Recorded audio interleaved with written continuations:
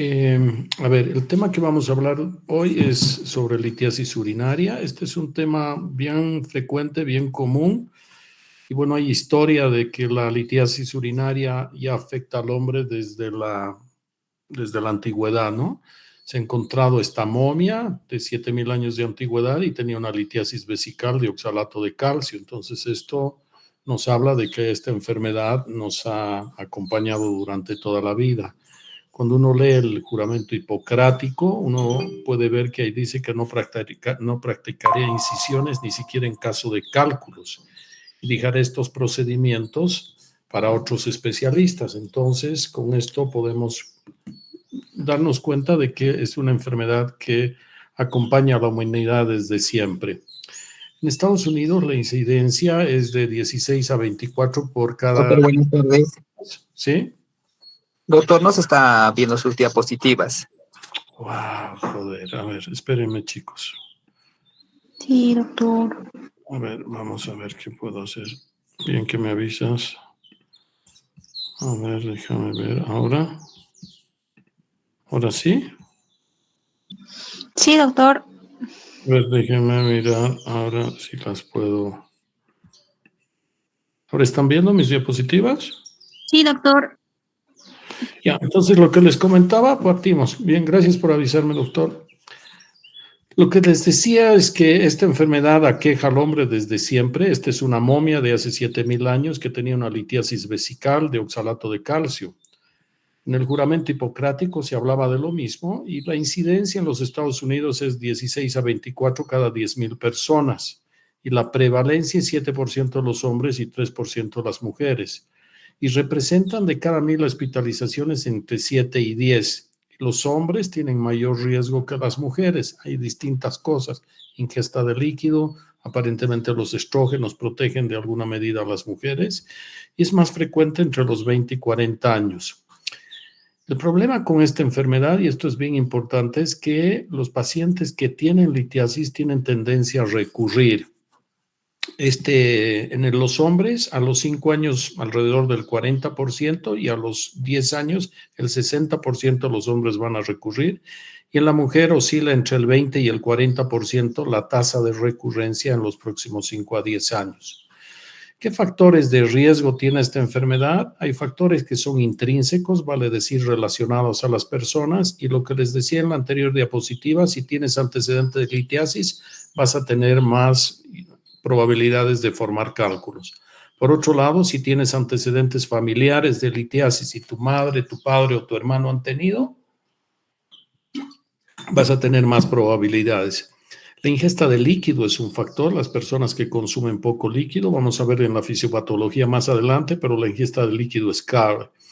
Y hay patologías que son parte de las personas, como las hipercalciurias, y estos pacientes forman. Hoy día hay mucho tema de bypass gástrico y estos pacientes hacen hiperoxaluria, estos pacientes obesos a los que les han hecho bypasses gástricos, eventualmente tienen hoy más riesgo. Las infecciones y presencia de sondas y catéteres también son factores de riesgo, por lo que los pacientes pueden formar piedras. Dentro de los factores extrínsecos está la situación geográfica, vale decir, es diferente si tú estás viviendo, por decirle, en Santa Cruz que si vives en Oruro. La posibilidad en Santa Cruz es más alta porque hace más calor, al haber más calor uno suda más, se deshidrata más, se concentra más la orina, más riesgo. En Oruro es menor el riesgo. El geográfico y clima están de la mano, el trabajo es distinto, trabajar dentro de un horno de cocina, en un lugar donde se están cocinando cosas, en una heladería, entonces es distinto el trabajo también. Los transportistas tienen más riesgo por estar expuestos al calor, la dieta definitivamente, y deportes, sobre todo los deportes estos de largo aliento como maratones, triatlones, pentatrones, estas cosas, los pacientes tienen más riesgo. ¿Por qué se forman las piedras? Lo que sabemos es que normalmente con la orina se eliminan sales. Entonces, estas sales se pueden concentrar y sobresaturar la orina por dos razones. Una, porque estás tomando poco líquido, se eliminan estas sales y como hay poco líquido que estás ingiriendo, estas sales se concentran. Y la otra razón es que hay gente que elimina estas sales de forma aumentada por alguna razón. Entonces, eso sobresatura la orina. Después hay un fenómeno de cristalización. Esta orina sobresaturada forma cristales y los cristales pueden ser de distintas composiciones. Oxalato, ácido úrico, cistina, estrubita. Entonces, en general, estos cristales se pueden agregar alrededor de un núcleo, que normalmente es un núcleo de naturaleza proteica, y alrededor de esto se forman cálculos. Pero también hay un equilibrio. El organismo tiene mecanismos de protección y entre ellos están los inhibidores de la cristalización, que son sustancias que evitan la formación de cristales y por lo tanto evitan la formación de cálculos. Estos inhibidores de la cristalización, la gran mayoría es el citrato. Por otro lado, el que disminuye la formación de cálculos de calcio, la urea, la alanina, el pirofosfato y el magnesio. Entonces, estas sustancias cuando disminuyen, favorecen la formación de piedras. Entonces, básicamente lo que termina sucediendo es que se empieza a concentrar la orina, se forman estos cristales. Estos cristales, como les decía, se agregan alrededor de un núcleo.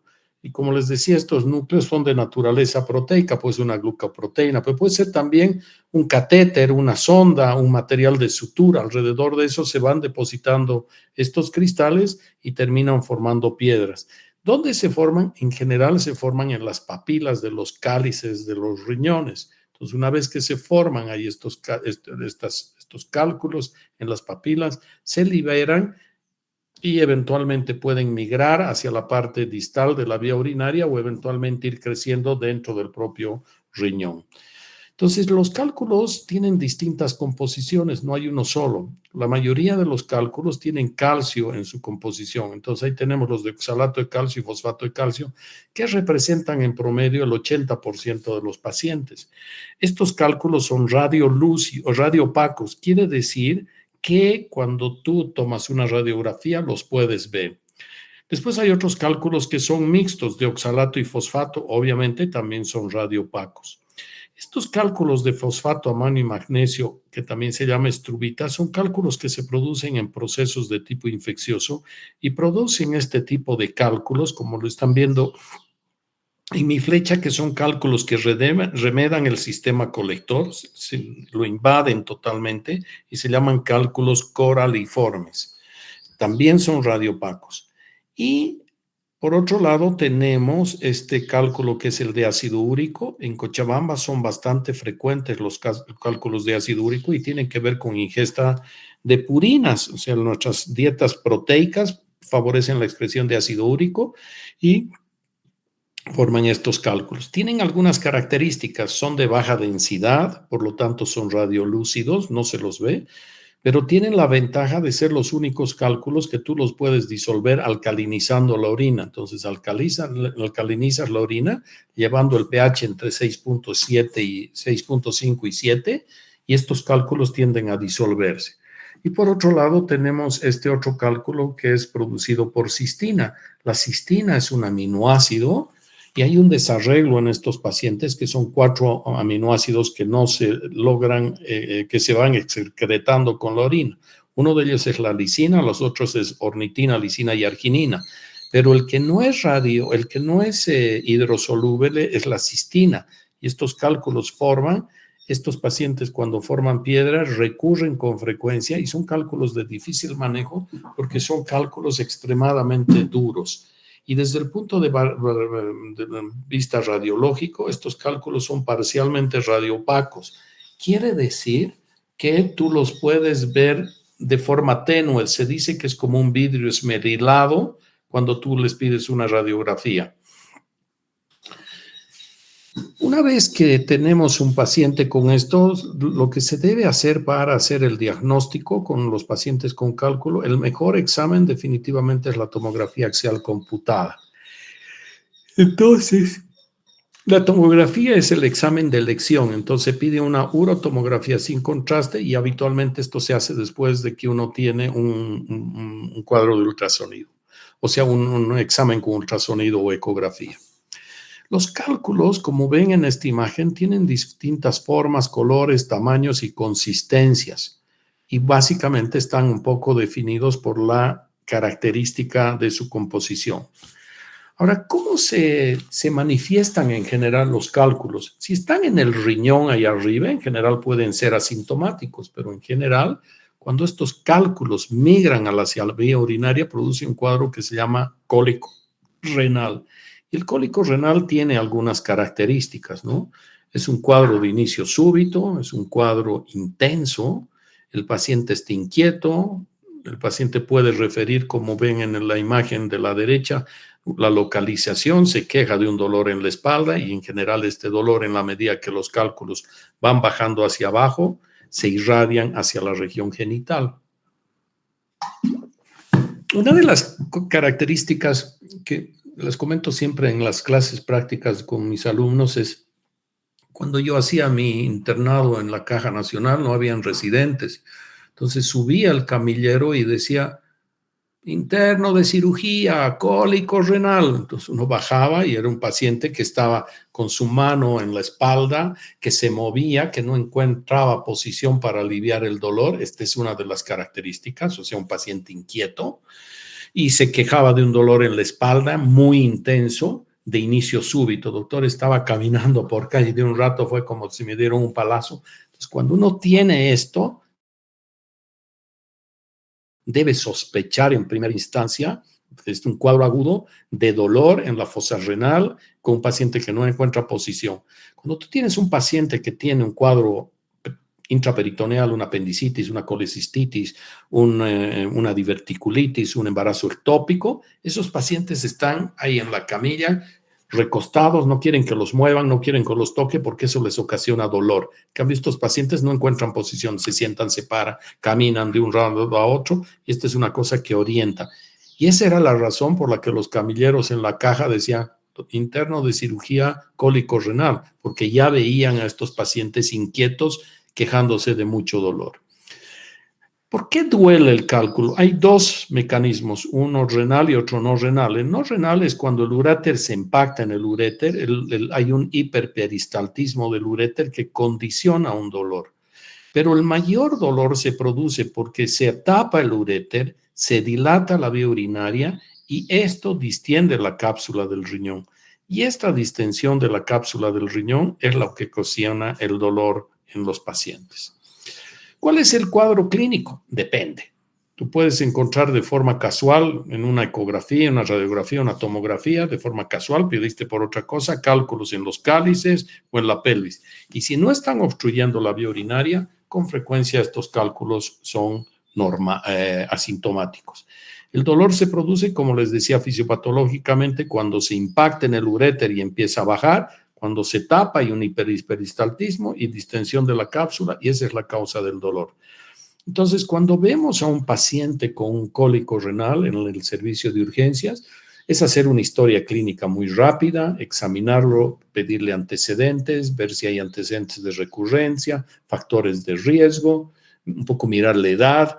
Hay que hacer diagnóstico diferencial. Si hay alguna entidad que tiene muchísimos diagnósticos diferenciales, es el cólico renal, porque el uréter transcurre durante todo el abdomen y pelvis hasta llegar a la vejiga. Entonces, órganos, si el cálculo está en un segmento derecho, puede simular una apendicitis, puede simular una diverticulitis, una colecistitis, un embarazo ectópico, una torsión de un quiste de ovario.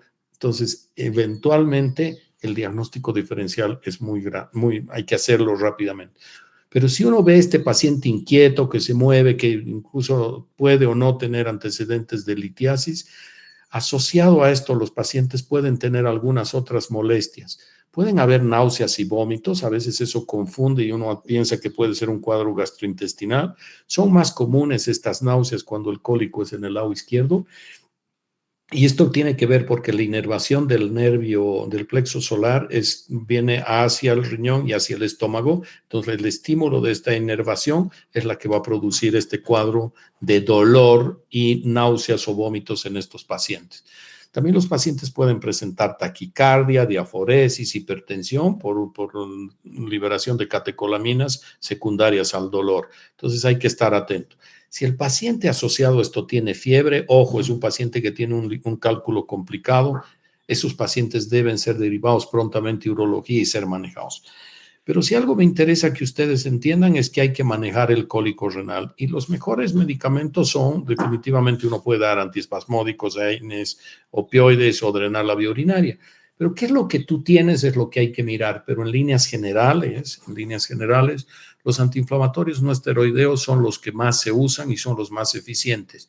Me gustan más que los antiespasmódicos. Yo no uso antiespasmódico porque el antiespasmódico relaja el uréter y disminuye la eliminación de los cálculos. Entonces, los antiinflamatorios no esteroideos funcionan mejor. Tienen este efecto antiprostaglandínico. Ustedes saben que las prostaglandinas son mediadoras del dolor y la inflamación. Entonces, si tú estás dando un AINE, estás aliviando el dolor. Pero por otro lado, también los antiinflamatorios no esteroideos, por este efecto a nivel de las prostaglandinas, al inhibirlas, inhiben también las prostaglandinas que actúan a nivel de la arteriola aferente del riñón y eso produce una vasoconstricción, disminución de la filtración glomerular y al disminuir, disminución de la distensión de la cápsula y alivio del dolor. Por lo tanto, los antiinflamatorios son una opción. No esteroideos. Si no funcionan, hay que pasar a opioides y eventualmente persiste esto, se tendrá que derivar al urólogo para que haga un procedimiento endurológico o colocación de un catéter y aliviar el problema. Una vez que hemos aliviado el cuadro, a los pacientes hay que recién hacer el diagnóstico. Y es central pedir un examen de orina para ver si hay sangre y 2, para ver si hay infección. Y se puede pedir dependiendo de dónde estás. Una radiografía simple de abdomen, les voy a mostrar qué posibilidades hay, pero sirve en algunos casos. Una ecografía, hoy probablemente es uno de los exámenes de elección. Yo diría que la urografía excretora está de salida y la princesa de esta patología es la urotomografía. Entonces, ¿con qué podríamos aliviar? Yo eventualmente lo que más utilizo es ketoprofeno. Les paso una ampolla de ketoprofeno endovenoso y voy a ver cómo va. Se puede dejar ketorolaco, 30 o 60 miligramos intramuscular o intravenoso, hirviendo. Estamos hablando del manejo del cólico renal y eventualmente puede también pasar diclofenaco, eventualmente se puede pasar intramuscular, no se puede pasar endovenoso a no ser que esté diluido. Y hay que ver si los pacientes hemos visto que a veces tienen náusea y vómito, si estás dando cosas por boca y vomita, el paciente nunca va a aliviar. Y si eventualmente los pacientes no mejoran, yo hago una asociación de antiinflamatorios no esteroideos con morfina, con lo que en general abordas casi todos los cuadros de cólico renal. Entonces, el diagnóstico se establece haciendo un examen de orina y ahí podemos ver orina macroscópica o microscópica que ya te orienta que el paciente está con un cuadro probablemente de un cólico renal. Las radiografías simples de abdomen, a veces pides una placa, estás en, no sé, pues en tu año de provincia, en Punata, Tarata, Clisa, y encuentras que llega un paciente y tienes un equipo de rayos, puedes hacer una placa simple. Entonces acá tienen un cálculo, se fijan, que está dentro del riñón y acá tienes otro cálculo que está en el uréter. Entonces la pregunta es cuál es y acá aparentemente tiene otro. Entonces si se fijan, este cálculo no es el que está produciendo la molestia a pesar de ser el más grande, el que está produciendo la molestia es este. Y en esta otra radiografía lo que estamos pudiendo ver es que tienes un cálculo en la porción media del uréter superior. Entonces, el uréter superior va de la unión ureteropiélica hasta la cresta ilíaca. Toda la cresta ilíaca es el uréter medio y el uréter inferior de la porción inferior de la articulación sacroiliaca a la vejiga. Entonces, las radiografías en general, entre 30 y 60% de los cálculos pueden verse. Y esto va a depender de varios factores, de la densidad del cálculo, del tamaño, de la presencia o ausencia de gases, del fenotipo corporal de los pacientes. Un paciente obeso va a ser más difícil verlo. Paciente que está lleno de gases va a ser imposible ver una radiografía. Entonces, tiene sus desventajas la radiografía simple. Como les decía, las urografías hoy día no se están haciendo mucho. Digamos, acá tú tenías estas imágenes y acá arriba estas otras imágenes. Entonces dices, estas son piedras, son flebolitos, que son calcificaciones vasculares. Y cuando haces la urografía te das cuenta que estos son flebolitos y estos son cálculos porque están metidos dentro del uréter. Entonces, los cálculos cuando son de menos de 5 milímetros o son cálculos que son de ácido úrico, es poco probable que los puedas ver en una radiografía simple de abdomen. Acá estamos viendo uno, ¿no? Entonces, las placas simples hay que acostumbrarse, ya hemos hablado un poco de esto, pero es importante que uno se acostumbre a mirar radiografías y busque en el trayecto del uréter. Ahí están los psoas, entonces los uréteres vienen por esto y se abren un poco y entran a la vejiga. Y esto es lo que estamos viendo acá. Acá estás viendo un cálculo, acá estás viendo otro cálculo, acá varios cálculos en los cáliz, aquí otro cálculo y acá una litiasis vesical. Probablemente estos son cálculos infecciosos, habitualmente son de estrubita. En la tomografía, en la radiografía del lado derecho se ve esta otra imagen. Y a veces ves estos cálculos coraliformes, que es lo que les comenté, que estaban dentro del sistema que colecta la orina.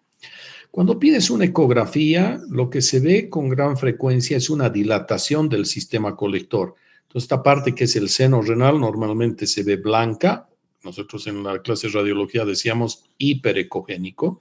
Y acá estás viendo que está dilatada la vía urinaria. Entonces, puedes decir que esto es hipoecogénico. Es hipoecogénico. Entonces, acá estás viendo que está dilatado. Y en este paciente se ha debido ver en el uréter a veces dilatado, pero a veces ves que está dilatado y no ves más. En el caso de este paciente, esto es la vejiga, este es el uréter, y aquí estás viendo esta piedra con esta imagen acústica posterior, que es una característica de las piedras, que no permiten que el ultrasonido pase y producen esta sombra acústica posterior, y ahí tienes la piedra. Entonces ahí está la dilatación y ahí está la piedra. En esta otra imagen estás viendo también que el riñón está dilatado y acá estás viendo esta imagen que está generando esta imagen de sombra acústica posterior y te está formando la presencia de estos cálculos. A veces en la placa simple no ves nada, pides una tomografía y puedes ver de forma clara que se ve la pelvis dilatada. Una ventaja que tiene la tomografía es que tú no necesitas hacer una preparación del intestino de los pacientes. En general, independiente de eso se ve. En este caso, aquí estás viendo el uréter y el uréter se lo ve dilatado. Y acá, en la porción distal del uréter, esta imagen radiopaca o sospechosa de una piedra. Entonces, las tomografías son extremadamente sensibles. Aquí estás viendo un cálculo en el cáliz, perdón.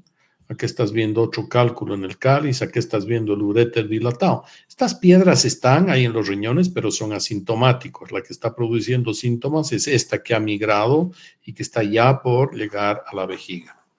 Entonces, en las tomografías también se pueden hacer reconstrucciones coronales y mostrar. Entonces, acá vamos a ver una tomografía donde vamos a ir viendo qué es lo que está pasando con este paciente, ¿no? Entonces, miren, vamos a apurar un poco, voy a ir avanzando. Pero miren cómo está ya deformado este riñón. Entonces, es un riñón que probablemente ya ha tenido procesos infecciosos y pielonefríticos. Ahí se ven un par de imágenes como cálculos, que esto es una de las características que tienen estos pacientes. Aquí se ve otro cálculo. Acá está empezando a verse un cálculo más grande. Ahí se está entrando prácticamente durante toda la pelvis. Aquí hay otro en el cáliz inferior. Y acá en una reconstrucción coronal estás viendo básicamente lo mismo. Estás viendo estos cálculos en el cáliz medio, cáliz inferior, y ves este gran cálculo dentro de la pelvis renal. Y en esta parte también estás viendo más cálculos en los cálices inferiores. Por lo tanto, la tomografía es un gran examen. Y hemos hablado un poco de los temas de diagnóstico diferencial. No todo paciente con cólico renal debe hospitalizarse, solo hospitalizarlo a aquellos pacientes que son rebeldes al tratamiento, que les has dado medicación y siguen con dolor. Pacientes que tienen infecciones urinarias deben hospitalizarse, son pacientes que deben considerarse con enfermedades complejas. Si tu paciente no orina, está en anuria, menos de 150 ml en 24 horas, pueden ser 2 o 3 razones. Una es que el paciente tenga un solo riñón porque nació con uno solo, o uno que tenía no está funcionando, o se lo sacaron y tiene un solo riñón funcionante y ahí le vino una piedra. Entonces, esa es una de las razones. Y la otra es que el paciente tenga una litiasis renal bilateral que se da en pacientes que están haciendo quimioterapias. Estos pacientes generan cálculos de ácido úrico y a veces hacen obstrucciones bilaterales. La insuficiencia renal, si tú ya sabes que es un paciente insuficiente renal, no esperes, esos pacientes trátenlos en forma precoz. Si sabemos que ya es un monorreno, los hospitalizas. En los niños y los ancianos mejor, porque estos cuadros pueden llevar a complicaciones y en los niños son de difícil manejo. En los ancianos que tienen una cardiopatía coronaria, ese cuadro agudo de dolor puede terminar desencadenando un infarto. Y las embarazadas, por otro lado, es igual mejor hospitalizarlas y tratarlas. Y si tu paciente tiene patología asociada, es diabético, hipertenso, está en quimioterapia, toma corticoides, es portador de VIH, esos pacientes mejor hospitalizarlos. Ahora, los cálculos en general tienen posibilidades de salir sin que hagamos nada, solo, sin que se hagan nada. Esto va a depender del tamaño. Cálculos de menos de 2 milímetros tienen, en promedio salen en 8 días y tienen 3% de necesidad de alguna intervención. Cuando están entre 4 y 6, se demoran hasta 3 semanas y la mitad necesitan algún tipo de tratamiento. Y cuando el cálculo tiene más de 6 milímetros, las posibilidades que salgan son más bajas. En este otro trabajo, son otras guías, menos de 5 milímetros, 68% pasa y entre 5 y 10, 47%. Pero hay que entender que cuanto más alto esté el cálculo y más grande es, más difícil de que baje. ¿Cuál es el manejo ambulatorio? Si tu paciente ya le pasó su cólico renal, le pides al paciente que tenga mucha actividad. Si el paciente está recostado, el uréter está así, yo quiero que esté parado para que el uréter caiga. Hay que evitar que coma mucha grasa, condimento. Estamos viendo que asociado a esto puede haber náusea o vómito. Que tomen abundante cantidad de líquidos. ¿Cuánto? 2, 3, 4 litros. Cuanto más líquido, más orina se produce y más posibilidades al haber diuresis a través de esos ureteres, que eso presione, empuje los cálculos y los ayude a salir. Hay que decirles a los pacientes que cuando estén con cólico renal, no incrementen la ingesta de líquido. Ahí dejan de tomar, toman su analgésico, pasa el dolor, vuelven a tomar líquido. Aquí están los antiinflamatorios no esteroideos. Los pacientes deben colar la orina, hay que decirles que vayan colando la orina. Alfa bloqueadores son otra alternativa que sirven, sobre todo cuando los cálculos están en el uréter distal y son de más de 5 milímetros. Los alfa bloqueadores que se usan para tratar la hiperplasia prostática, como la tamsulosina, se ha visto que relajan también la porción distal del uréter y favorecen la excreción de los cálculos.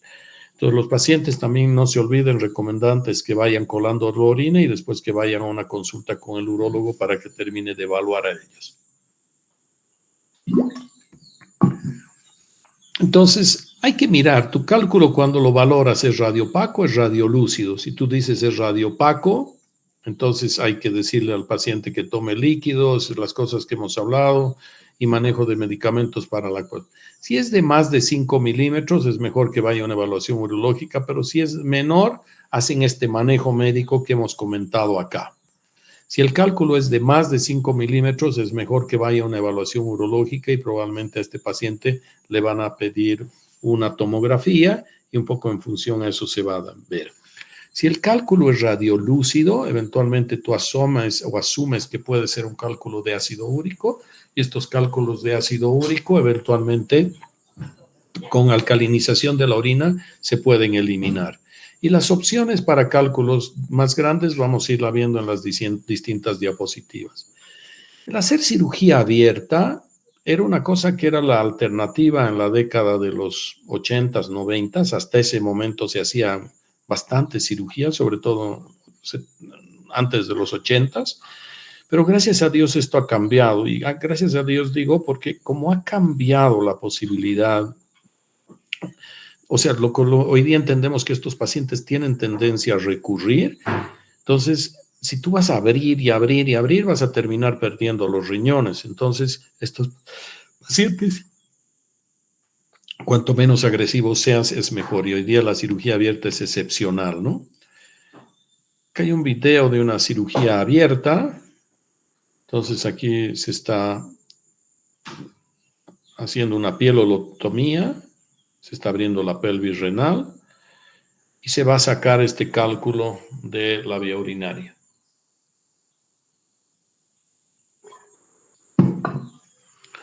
Esto que están viendo acá solo se puede ver en estos esquemas. En la vida real no puedes sacar por esa incisión un cálculo porque los infundíbulos de los cálculos son estrechos y vas a jalar todo esto, vas a destrozar el riñón. Pero para esquema y para que vean, ese es un cálculo coraliforme. Después cierras la pelvis. Un procedimiento que entró en boga a principios de los 90 y tuvo un gran apogeo fue la litotripsia extracorpórea. Esta es una máquina que genera una onda de choque que se genera en esta bujía. Les voy a mostrar un video después. Y esta onda viaja desde la bujía hasta una estructura que es cóncava y chocan estas ondas en estas paredes y convergen en un lugar que se llama punto focal. En este caso, el punto focal es el cálculo. Y estos golpes en estas piedras que viajan a través de los tejidos, que en su gran mayoría su composición es agua, empiezan a fragmentar los cálculos y los pacientes se empiezan a eliminar como arena. Nosotros en el lugar donde yo trabajo tenemos una máquina de litotripsia extracorpórea, es la única que hay en Cochabamba.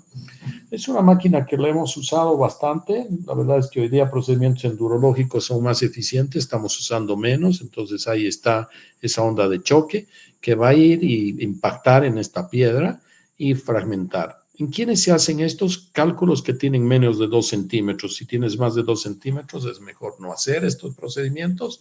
Tienes que hacer en cálculos, son blandos y no están contraindicados en pacientes que tienen un gran índice de masa corporal, porque este punto focal no vas a alcanzar a llegar al cálculo y vas a estar golpeando sin poder llegar a la piedra. Entonces, esto es como una contraindicación. Lo otro es que estén infectados y lo otro es que tengan alteraciones o trastornos de la coagulación. En un momento se hacían a todos los pacientes litotripsia extracorpórea, entonces quedabas con varios fragmentos, quedabas con arena retenida en la pelvis y se producían estas calles de piedra dentro del uréter. Entonces hoy día sabemos que es mejor no hacerlo en cálculos que son muy duros y estos se miden unas unidades que se ven en la tomografía, se llaman unidades Hounsfield, y cuando son más de 1,200 unidades son piedras duras. Entonces mejor buscar otra alternativa y son cálculos muy grandes, evitar tener estos problemas que van a requerir procedimientos secundarios. La nefrolitotomía percutánea es un procedimiento donde uno hace una punción directamente hacia el riñón, fragmenta el cálculo y lo extrae.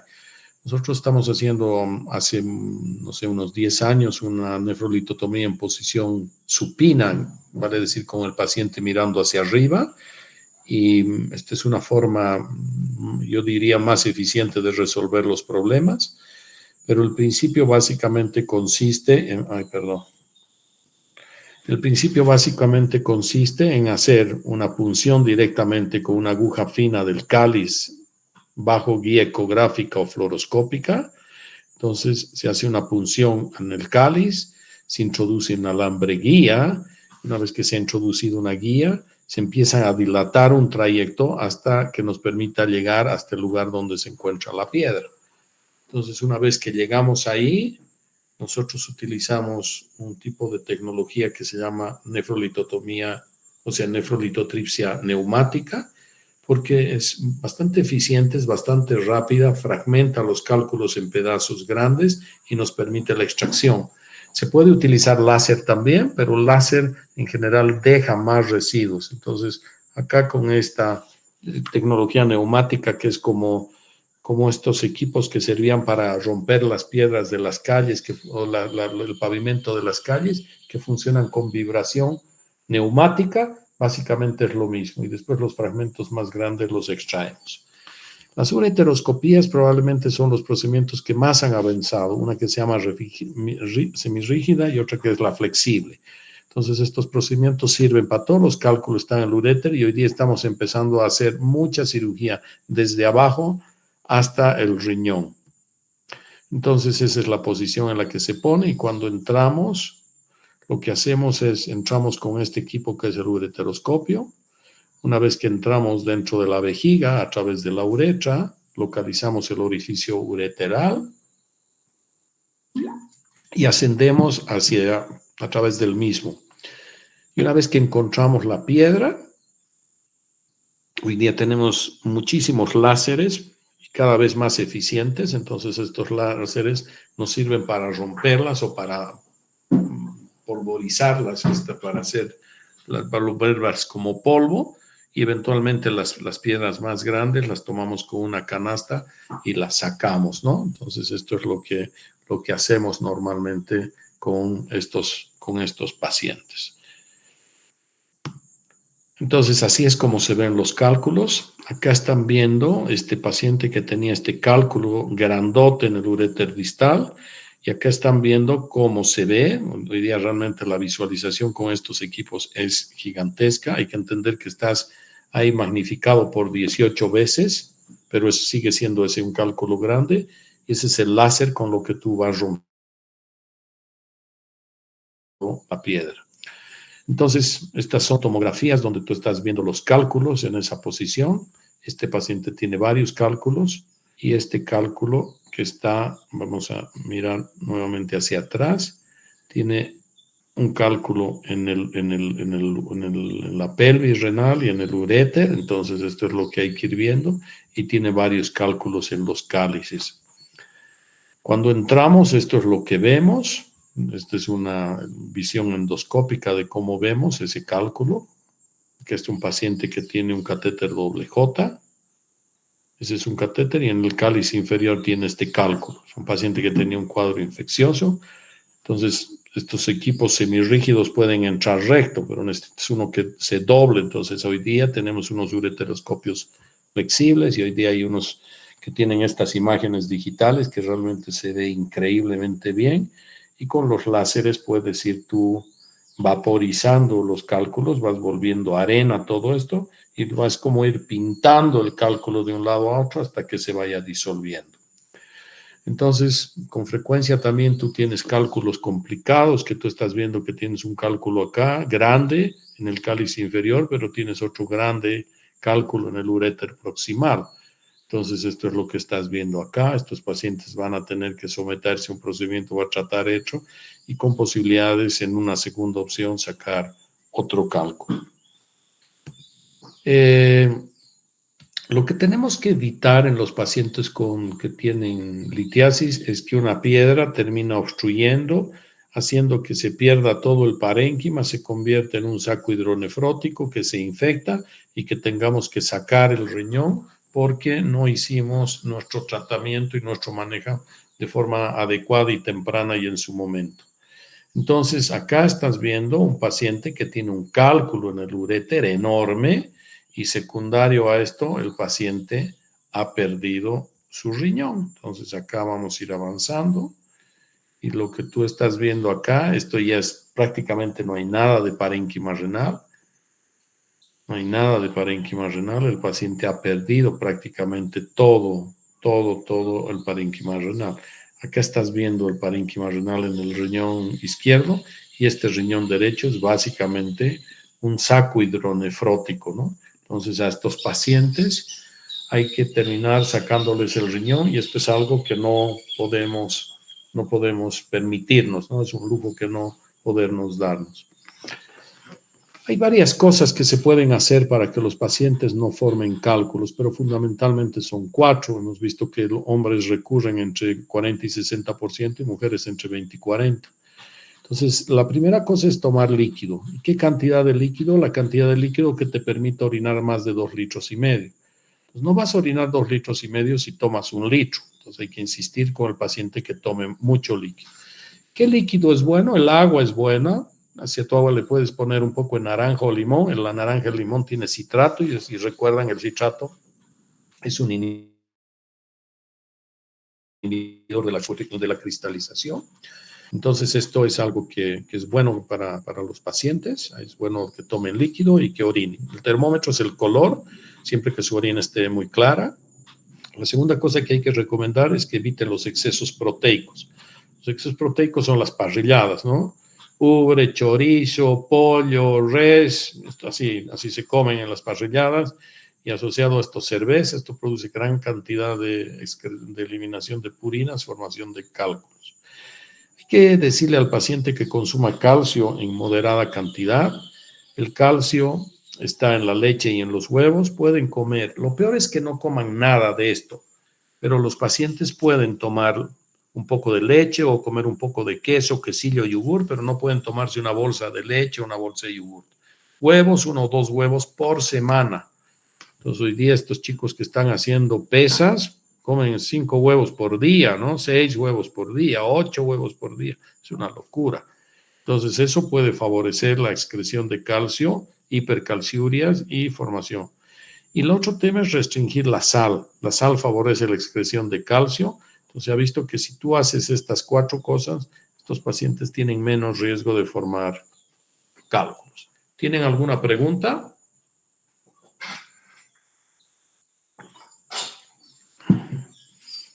¿Hay alguna pregunta, chicos? Bueno, muchas gracias. Hasta luego. Hasta luego, doctor. Gracias.